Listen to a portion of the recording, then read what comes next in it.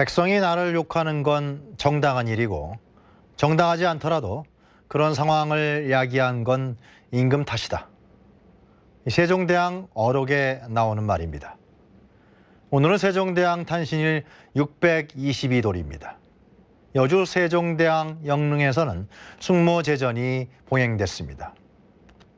세종대왕 시대는 우리 민족의 역사에서 정치적으로 안정을 이룬 시기로 꼽힙니다. 조선의 정치와 경제 그리고 사회 문화 등 전반적인 기틀을 잡은 시기이기도 하죠. 태평시대라고 불릴 만큼 공맹사상에 기반한 유교 정치가 발현된 시기이기도 합니다. 집현전 등 인재가 양성됐으며 백성에 그린 훈민정음이 창제됐고 농업과 과학기술의 발전, 그리고 의학기술과 법제의 정리, 국토의 확장도 이루어졌습니다.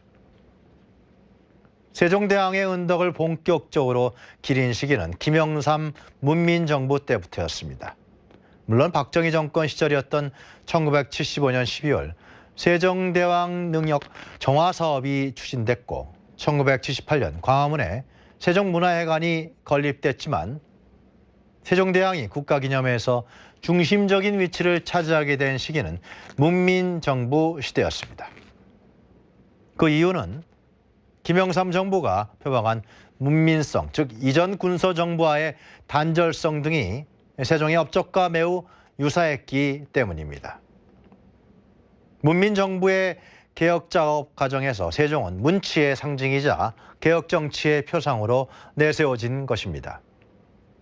김영삼 대통령은 1993년 5월 15일 역대 대통령으로서는 처음으로 세종대왕 탄신 숙모제전에 참석해서 세종대왕을 무엇보다 개혁자로 규정하고 강력한 개혁 의지를 표방했습니다.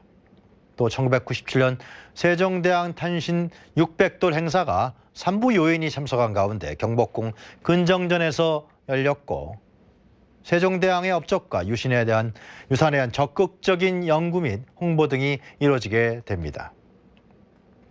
세종의 애민정신과 인간 존엄성, 또 과학성과 실용성 및 인재 육성, 또 과학기술의 지원 등의 주요 업적이 문민정부의 주요 정책 철학으로 결합하게 된 것입니다.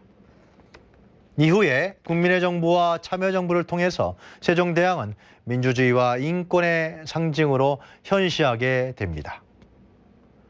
세종의 가장 큰 업적은 아무래도 백성이 자유롭게 사용할 수 있는 훈민정음의 창제라고 볼 수 있는데요. 세종대왕의 명칭은 국가기획 프로젝트에도 많이 애용되기도 했습니다.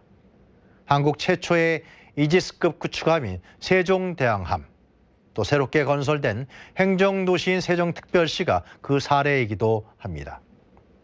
2009년 왕의 귀환 프로젝트라고 불렸던 세종대왕 동상 건립은 세종대왕이 대한민국 국민의 중심에 자리 잡게 됐음을 의미하는 일이기도 했습니다.